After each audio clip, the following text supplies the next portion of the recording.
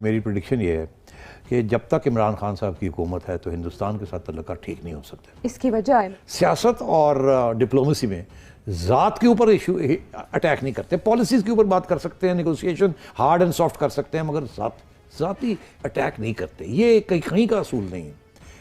انہوں نے آ کے ذاتی اٹیکس کرنے شروع کر دیے۔ نریندر مودی کے اوپر بھی، نریندر مودی نے عمران خان کے بارے میں ایک لفظ نہیں کہا، یہ انہوں نے پتہ نہیں کیا کیا اس کے بارے میں ذاتی طور پہ کہہ دیا۔ پچھلے 3 سال کے اندر بھارت اپنا دفاعی بجٹ 40% بڑھا چکا ہے ریئل ٹرمز میں۔ اگر آپ دیکھیں پاکستان کی معیشت پر اور اس کا موازنہ کریں آس پاس کے ملکوں سے، تو آپ کو ایسا ایک خوفناک منظرنامہ نظر آتا ہے کہ شاید آپ کی رات کی نیند بھی حرام ہو جائے۔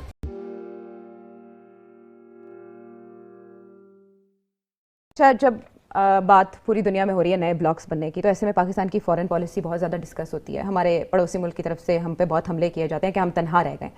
اس سال 2022 میں پاکستان کی فارن پالیسی کیا رخ اختیار کرے گی؟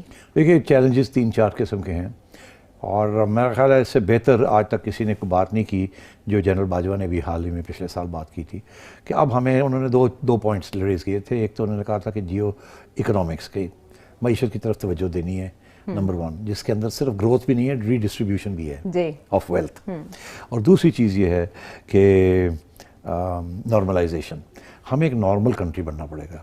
ایک جنگجو ریاست جو ہے وہ اب نہیں چل سکتی، بیکاز حالات بدل گئے ہیں۔ دوسری چیز یہ کہ ہندوستان کے ساتھ تعلقات، اور تیسری امریکہ کے ساتھ تعلقات۔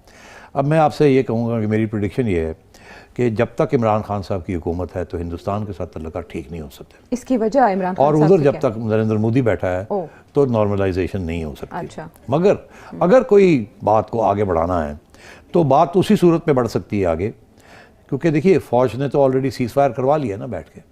انہوں نے تو اپنے NCA نے، نیشنل سیکیورٹی ایڈوائزرز اور DG MI اور انہوں نے اور DG ISI نے مل کے ان کے لوگوں کے ساتھ بیٹھ کے سیز فائر تو بارڈر پہ کرا دیے نا، LOC ہو گئی ہے نا۔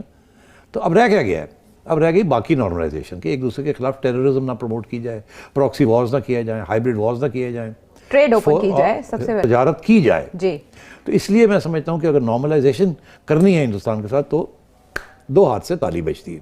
اگر نریندر مودی تیار بھی ہو جائے تو خان صاحب تیار نہیں ہیں، اور اگر خان صاحب تیار ہو جائیں تو نریندر مودی تیار نہیں ہے، کیونکہ خان صاحب نے ذاتی طور پہ ان کو گالیاں دی ہیں، تو ایک پرسنل ڈائمنشن بھی آ جاتا ہے۔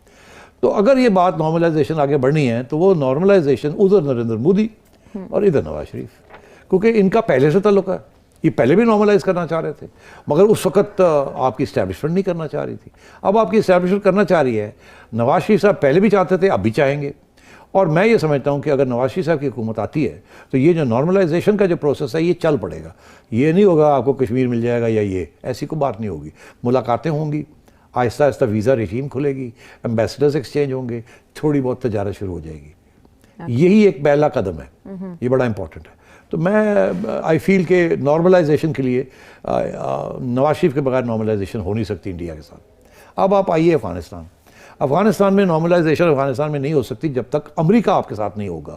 اگر امریکہ اپوز کرے گا تو آپ نارملائزیشن نہیں کر سکتے، کیونکہ امریکہ جب تک ریکگنائز نہیں کرے گا افغانستان کو، نارملائزیشن ہو نہیں سکتی۔ آپ اکیلے جا کے ریکگنائز کر نہیں سکتے، بیکاز امریکہ ناراض ہو جائے گا۔ امریکہ کے ساتھ آپ کے تعلقات ہیں، تجارت ہے، سب کچھ ہے۔ تو ابھی مین کور ایشو جو ہے وہ افغانستان کو سارٹ آؤٹ کرنے کے لیے امریکہ کو سارٹ آؤٹ کرنا ہے۔ امریکہ اور آپ کے اس وقت تعلقات اچھے نہیں ہیں، ان کو اچھا بنانا پڑے گا۔ عمران خان صاحب نے وہاں کے جو لیڈرز ہیں، جو بائیڈن ہے یا اینتھنی بلنکن ہے، ان کو بھی ذاتی طور پہ تان و تشنیع کی ہے، خفا کیا ہے ذاتی طور پہ۔ اب ذاتیات آپ کو پتہ ہے ہر کلچر کے اندر یہ بہت اہم ہوتی ہے، اور سیاست اور ڈپلومیسی میں ذات کے اوپر ایشو اٹیک نہیں کرتے، پالیسیز کے اوپر بات کر سکتے ہیں، نیگوسیشن ہارڈ اینڈ سافٹ کر سکتے ہیں، مگر ذاتی اٹیک نہیں کرتے۔ یہ کہیں کا اصول نہیں ہے۔ انہوں نے آ کے ذاتی اٹیکس کرنے شروع کر دیے۔ نریندر مودی کے اوپر بھی، نریندر مودی نے عمران خان کے بارے میں ایک لفظ نہیں کہا، یہ انہوں نے پتہ نہیں کیا کیا اس کے بارے میں ذاتی طور پہ کہہ دیا ہے۔ تو میں یہ سمجھتا ہوں کہ آگے نارملائزیشن کے پہلے قدم یا پہلے بارش کے قطرے آپ کو صرف نواز شریف کی رین کے اندر آئیں گے، اور وہ بھی کیونکہ اسٹیبلشمنٹ ان کے ساتھ دے گی۔ اچھا، تو پاکستان، انڈیا، چائنا اور امریکہ میں سے رائٹ لیفٹ کدھر جا رہا ہے؟ چائنا ادھر بیٹھا ہے خطے میں، امریکہ وہاں۔ میرا خیال ہے دیکھیں نا، اس وقت تو نہ آپ چائنا کے کیمپ میں ہیں، نہ آپ امریکہ کے کیمپ میں ہیں، اور آپ کسی کیمپ میں نہیں ہیں، اور آپ یا تو بڑی اچھی بات ہو نا جیسے انڈیا ہے. انڈیا بھی بہت عرصہ کسی کیمپ میں نہیں تھا, نہ امریکہ کے کیمپ میں تھا, نہ چائنا کے کیمپ میں تھا, نہ رشیا کے کیمپ میں تھا. نان الائنڈ انہوں نے کیمپ بنایا ہوا تھا انڈیا نے, اور ناصر نے, اور سکارنو نے, اور اس وقت یوگوسلاویا کے لیڈر تھے ٹیٹو. تو یہ انہوں نے ایک نان الائنڈ کیمپ بنایا تھا. مگر ایک وقت ایسا آیا کہ انڈیا کو بھی اب تھوڑے بہت کیمپس کے اندر کھیلنا پڑ رہا ہے. تو وہ انہوں نے روس کو چھوڑا نہیں ہے, مگر امریکہ کے قریب ہونے جا رہے ہیں. اور چائنا کے ساتھ پرابلمس ہیں ان کے. ایک زمانہ تھا کہ انڈیا چائنا بھائی بھائی تھے, جی بھائی بھائی کہتے تھے, انڈیا چائنا بھائی بھائی, پھر لڑائی جھگڑے ہو گئے.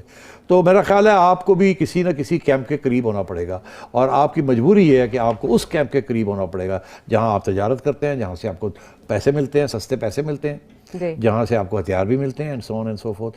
چائنا آپ کو قرضے دے گا, کوئی لونز نہیں دے گا 1% پہ یا 2% پہ. اور اس وقت سب سے زیادہ ضرورت آپ کی پیسے کی ہے اور ڈیٹ ریلیف کی ہے, اور وہ سارے کے سارا جو ہے وہ ویسٹرن ورلڈ کے ساتھ ہے. ٹھیک ہے.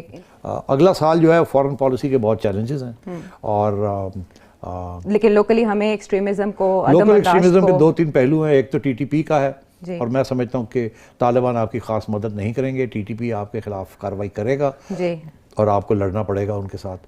آپ کا خیال ہے کہ کوئی معاہدے ہوں گے, کوئی نیگوسیشن ہوگی, کوئی پیس ڈیل ہوگی؟ کوئی نہیں ہونا. آپ کو ٹی ٹی پی کو اٹیک کرنا پڑے گا, لڑنا پڑے گا, اور جہاں بھی ہیں اپروٹ کرنا پڑے گا. اس کے ساتھ آپ کے ہو سکتا ہے افغانستان کی حکومت کے ساتھ تعلقات خراب بھی ہو جائیں, مگر یہ جب تک ختم نہیں ہوگا تو آپ کے گلے پڑے رہے گا, اور آپ کے اس ملک کے it be seen as a وہ جگہ جہاں سیف نہیں ہے, اور انویسٹمنٹ وہیں کہیں نہیں آتی جہاں ٹیررزم ہو رہی ہو.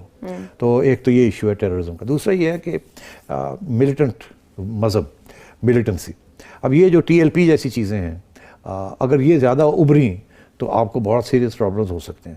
آج ٹی ایل پی جیسی چیزیں جو ہیں وہ ایف اے ٹی ایف کے نظر میں نہیں ہیں, بائنوکلرز میں نہیں ہیں.